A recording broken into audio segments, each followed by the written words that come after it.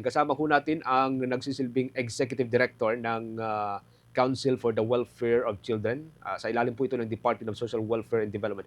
Napag-uusapan ho natin kanina yung tungkol po sa kapakanan ng ating mga mag-aaral o mga estudyante at lalo ho yung mga bata, yung mga pasok pa rin sa matatawag na bata. At maki-update ho tayo, kuha tayo ng expert opinion mula kay Undersecretary Attorney Angelo Tapales. Magandang araw po sa inyo, Yusek. Welcome sa Bombo Radio Philippines, sa Bombo Network News. Tayo po live na napapakinggan at napapanood sa ating 32 stations nationwide. Yusek. Opo, isang makabatang umaga po, Bombo Genesis. At salamat po sa pag-imbita sa Council for the Welfare of Children po ngayong Lunes na umaga po. Maraming salamat din po for joining us sa Bombo Radio Philippines, sa Bombo Network News. Unahin ko po siguro yung stand po ng Council for the Welfare of Children doon ho sa Zamboanga shooting. Ano? I understand na na-interview din ho namin kayo noong Tacloban City shooting. Pero sa ngayon, sir, medyo ibang situation po ito and of course, ibang region. Ano pong stand ho dito ng konseho, sir? Yes, Bombo Genesis. So, malinaw po itong paninindigan ng Council for the Welfare of Children na kinukundina po natin anumang uri ng karahasan laban sa mga kabataan. At naniniwala tayo yung paaralan po kasi dapat isang lugar na ligtas sa mga bata kung saan talaga sila nakakapag-aral at natututo ng walang takot. Yung nangyari dito po sa Zamboanga, Bombo Genesis, especially alarming dahil pangalawang fatal school, nabanggit mo nga kanina, pangalawang fatal school shooting na ito sa loob lamang ng ilang buwan o 2 buwan kasunod na nangyari sa Tacloban. Kaya po para sa CWC, mukhang hindi na po sapat na tingnan lamang natin kung sino ang may kasalanan at magtuturuan tayo. Kailangan po natin talagang pag-aralan na tingnan yung buong environment ng bata. Siyempre po, nagsisimula yan sa tahanan. Ano ba ang relasyon ng bata sa magulang? Ano ba yung issue ba ng school safety to? O may lapses ba o wala? Ano ba ang kailangan natin improve? Yung issue po ng access to firearms, kailangan din po natin tingnan, Bombo Genesis. Saka siyempre yung mental health and psychosocial support at family community environment. Saka yung potential threats from digital environment na bumibiktima po sa ating mga kabataan. Lately, Yusek, ang appeal ho ng Council for the Welfare of Children ay huwag nang i-share at iwasang maipakalat yung ganitong mga kasensitibong issue. Lalo yung video, kasi na-share ito sa iba't ibang platform. So para ho sa konseho, ano po yung standard dapat na sinusunod sa ganitong sensitive issue, Yusek? Opo, Bombo Genesis, ito'y uulitin ko sa ating mga kababayan. Ang pinakamahalagang panuntunan o pamantayan or standard talaga sa amin ay yung best interest ng children. Of course, yung privacy, dignity at protection ng bata ay kasama dyan. May karapatan ang publiko na malaman kung ano ang nangyari para tayo ay nakakapaghanda, nakakapagprepara. Pero hindi ibig sabihin kasi nito, Bombo Genesis, na kailangan nating makita lahat-lahat dun sa nangyari, ang mga duguang kunyaring mga biktima, ang mga kalunos-lunos na kanilang kalagayan. Yung mga ganyan po ay hindi naman kailangan makita lahat. Again, I want to emphasize, public interest is not the same as public curiosity. Yung iba kasi ina-exploit yung public curiosity, ginagawa pong viral. So, dito po sa nangyari sa Zamboanga, may sensitive at graphic na footages po kasi na mabilis na kumalat online. At ang panawagan again natin sa ating mga kababayan, huwag na pong i-download, i-re-upload, i-forward o i-repost yung mga material na yan. Kasi yun nga, we will make them permanent in the internet. And yun nga, ayaw nating makilala at maalala ang mga bata dahil lamang sa pinakamalagim na nangyari dyan sa kanilang buhay. So again, protektahan po natin ang ating mga kabataan. Pero ang hakbang po ngayon ng Cybercrime Center of the Philippines, sir, ay parang ipapa-take down lahat yata, yung mga pages Tama po. na nag-share ho nito. Oo. Hopefully mangyari na ho yan sa susunod na mga araw kasi may mga pages pa talaga na nag-share na walang hindi blur yung mga mukha mismo ng mga kabataan habang sineshare sa maraming platform. Bombo Genesis, siguro maganda yung punto mo. Kung may makita po kayo mga kababayan na mayroon pa mga pages na ganyan, report to the Makabata Helpline 1383.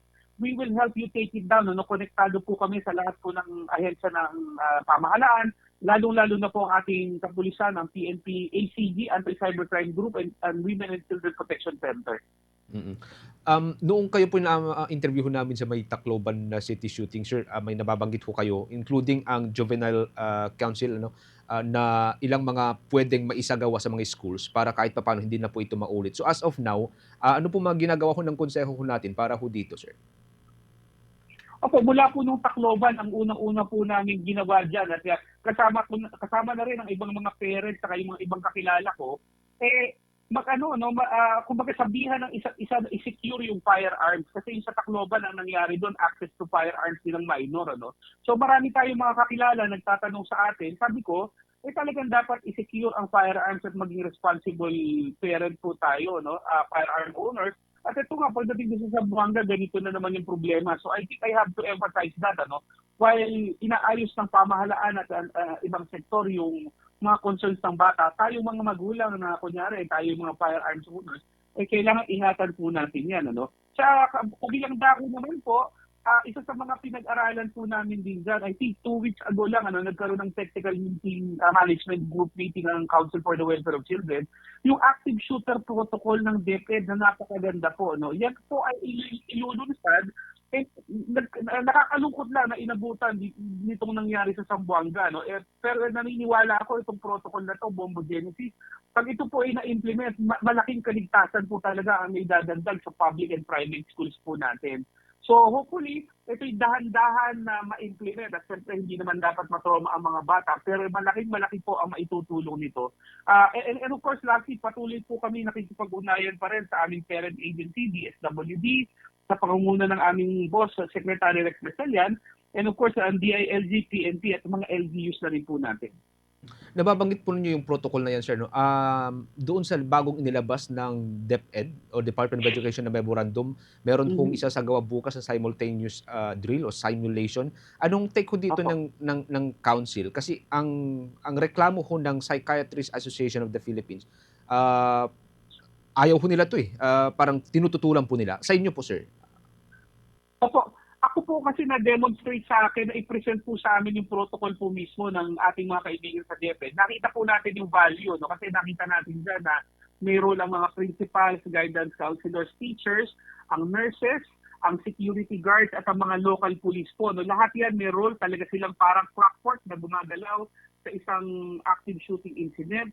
May mga outer perimeter din na kinukonsider, inner perimeter, lahat po ng mga kwarto ng mga eskwelahan natin dapat dikandado para nakakapagtago ang mga bata. So kung ituturing na, kung iestimahin natin yung buong protocol, maganda po siya at talagang hindi dapat masaktan ng bata o mami-minimize. No? Pero dyan sa aspeto ng mental health na galing po sa mga kaibigan nating psychologists at psychiatrists, yan naman po ay nire-respeto natin. May possibility din naman po kasi na pag kunyari hindi na ingatan yung implementation ay magdulot ng talagang distress din sa mga bata. No? So nananawagan po kami sa mga schools and schools administrators po na talagang i-consider ito at talagang dapat hindi po ma-stress sa mga bata, maipaliwanag sa kanila ng mabuti itong gagawing drill at talagang ito ay hindi totoo at ito ay para sa kaligtasan nila. No? So I'm sure ang DepEd po ay may ginagawa po dyan. Kaisa po kami nila pareho, no? DepEd man at ang ating mga psychologists at psychiatrists po. Just to be fair sa Psychiatrists Association, USEC, ang sabi kasi nila, ang contention po nila is that solutions should not create more trauma. Baka daw lalong lumala yung trauma sa Mhm. mga bata, lalo yung mga medyo bata-bata pa na Opo, talagang opo. lalong matrauma dito. So hindi kaya ganito yung mangyari kung sakaling magkaroon tayo ng simultaneous like every year, Opo. USEC? Opo. Ako tingin ko naman dyan, kailangan maipaliwanag ng mabuti sa mga bata lang. Ano? May orientation, kailangan po hindi mabilisan namang ilapag. Ano? Nakikita ko po yung punto ng asosasyon, ano? Pero nakikita ko naman yung punto rin ng DepEd na pag ito yung hindi ginawa natin, magsisisihan na naman po tayo. Pag ito yung nangyari 1 or 2 months before dahil hindi na naman po alam ng mga tao, kasama na ng mga bata ang gagawin. Ano? Kasi you can see the video po doon sa Zamboanga, nakita nyo naman, nakita sa video, may namamaril na yung reaction ng mga bata po doon. May mga iba, tama ang ginawa. May mga iba na shock pa, talagang hindi nakareact. Ano? So, we can minimize all these kung talagang clockwork ito yung pinapractice natin parang earthquake and fire din. No? Pero again, ingatan natin ang mga bata, kailangan maipaliwanag sa kanila ng mabutihan at dahan-dahan na maimbaba. Ano? So, I'm not sure how the DepEd will address this, but I'm confident that of course Secretary Fanny Angara yan napakinggan niya at talagang iingatan po niya. Mm. Yung batas ho natin para ho sa mga bata, juvenile justice, may mga panukala muli na, babaan yun pong, criminal liability or criminalized, responsibility na nanatili pa rin po yung paninindigan dito ng, council, Yusek. Opo, of course, we follow the lead of the President. Ano, muling binanggit ng ating Pangulo po dito is open tayo lahat to discussion. Ano? So whether to lower it, to maintain it to its current age level, yan po ay ready po ang Council for the Welfare of Children to discuss the pros and cons. Ano? Pero Bombo Genesis, kakadalawang Senate investigation na kasi dito ang committee ni Senator Risa Ontiveros.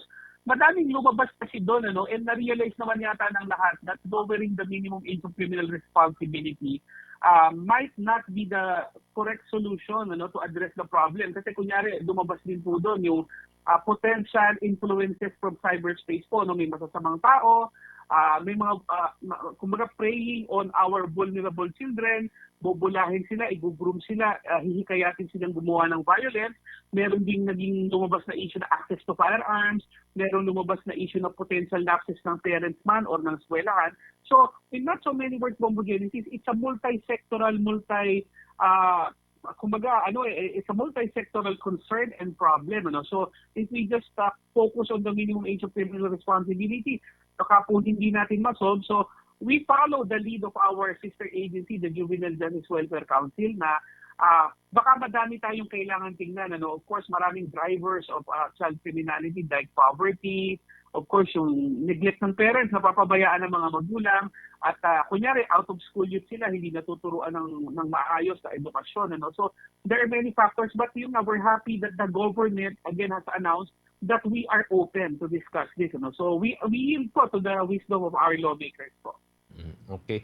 Yusek, maraming salamat. Thank you so much for joining us. Ano? I understand na lahat po ng mga Pilipino hangad po na magkaroon ng safe, ligtas na mga eskwelahan po natin, spaces para ho sa mga kabataan. Maraming salamat, Yusek. Ingat-ingat po kayo, sir. Maraming salamat. Mabuhay po kayo, Bombo Genesis. Mabuhay po kayo, sir. Ang Executive Director mga kabombo ng Department of Social Welfare and Development, Council for the Welfare of Children, si Undersecretary Attorney Angelo Tapales.